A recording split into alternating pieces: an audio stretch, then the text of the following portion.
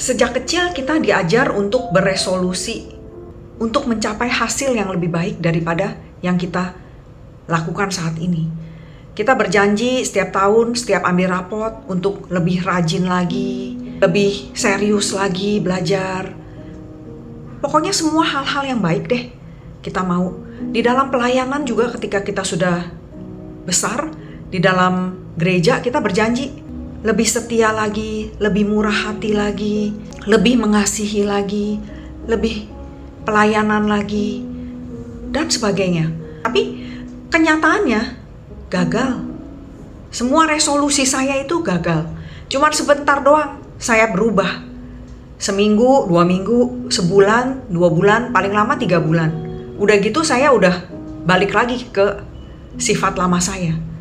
Jadi sejak saat itu saya karena keseringan bikin resolusi yang nggak berhasil, akhirnya saya lupakan saja itu resolusi. Saya nggak pakai resolusi lagi. Dan anehnya, ketika saya tidak melakukan resolusi lagi, itu satu-satunya hal yang berhasil yang saya lakukan. Saya nggak pernah bikin resolusi lagi. Di dalam keadaan saya yang lemah dan jatuh, terpuruk, saya menemukan kebenaran firman Tuhan. Dan itulah yang berkuasa untuk mengubah kehidupan saya. Firman Tuhan adalah kebenaran yang kita semua harus tahu. Kalau kita tahu kebenaran, itu pasti akan mengubah pola pikir kita dan mengubah perilaku kita dari dalam. Jadi firman Tuhan itu, kata Tuhan itu seperti benih. Benih yang punya kuasa untuk memberikan pertumbuhan dalam kehidupan kita. Kita akan menjadi orang yang semakin hari semakin baik. Karena kita punya benih itu. Yang bisa menciptakan benih itu cuma Tuhan. Manusia itu gak bisa bikin benih, gak bisa menciptakan pertumbuhan. Jadi apapun yang kita lakukan dengan kekuatan kita manusia tanpa Tuhan, itu semuanya sia-sia, hancur semuanya. Kita lihat keluarga-keluarga yang tidak dibangun atas dasar firman Tuhan yang benar.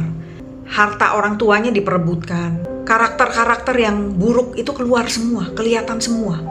Benih yang dari dunia ini ya, yang sia-sia. Jadi kalau kita punya kebenaran firman Tuhan itu, yang merupakan benih, itu baru bisa berkuasa mengubahkan kehidupan kita. Saya dulu orang yang sangat tidak sabar. Saya suka guntingin rambut saya dari dulu ya, saya guntingin rambut saya. Kalau rambut saya itu panjang sedikit, saya guntingin. Padahal saya bukan stylist. Jadi bisa dibayangin apa yang terjadi dengan rambut saya. Jelek sekali rambut saya. Karena saya ngelihat rambut saya jelek, saya ke stylist kan. Stylist itu baik sekali, dia jujur sekali sama saya. Dia bilang, kalau kamu mau rambut kamu bagus, sesuai dengan yang kamu harapkan, sesuai dengan model yang kamu mau, tolong stop guntingin rambut kamu sendiri. Stop. Dia suruh saya tunggu sampai 5 bulan, saya nggak boleh lakukan apapun juga. Ya, saya orang nggak sabaran, saya disuruh tunggu 5 bulan. Supaya dia bisa perbaiki rambut saya. Jadi karena saya tahu kebenaran itu, kalau kamu mau baik, bagus rambut kamu harus tunggu 5 bulan. Jadi karena kebenaran itulah saya jadi sabar loh. Sabar untuk nungguin rambut saya panjang. Saya gak gunting loh, gara-gara dia ngomong kebenaran. Jadi kebenaran itu tuh bisa mengubah kita. Tuhan juga katakan, stop, jangan lakukan menurut cara kamu. Kalau kita mau dipulihkan, kalau hidup kita mau diperbaharui, mau diubah, kita harus serahkan kepada ahlinya kehidupan, yaitu Tuhan. Ahlinya kehidupan itu Tuhan. Di dalam firman Tuhan itu ada kehidupan. Jadi kita harus ikutin apa yang Tuhan mau. Kebenaran yang Tuhan katakan itu akan membawa buah yang benar. Buah kesabaran, kesetiaan, kemurahan, kasih, damai sejahtera, sukacita, kelemah lembutan, kebaikan, pengendalian diri. Itu akan kita hasilkan karena kebenaran itu kita punya, kita miliki. Jadi hiduplah di dalam kebenaran, yaitu firman Allah.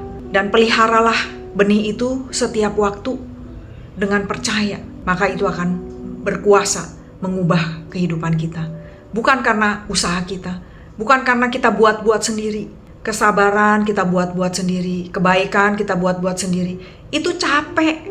Nanti kita ketahuan sendiri kalau kita munafik, kita bohong. Itu akan kelihatan dari buah-buah anak-anak kita, dari buah-buah kehidupan kita nanti kelihatan, dan itu akan mempermalukan kita sendiri. Jadi kalau kita hidup di dalam kebenaran, kuasa Tuhan itulah yang akan bekerja. Benih itu yang punya kuasa untuk menghasilkan buahnya sendiri. Tapi kita hanya percaya dan taat melakukan apa yang Tuhan perintahkan di dalam kebenarannya itu. Terima kasih, Tuhan Yesus memberkati.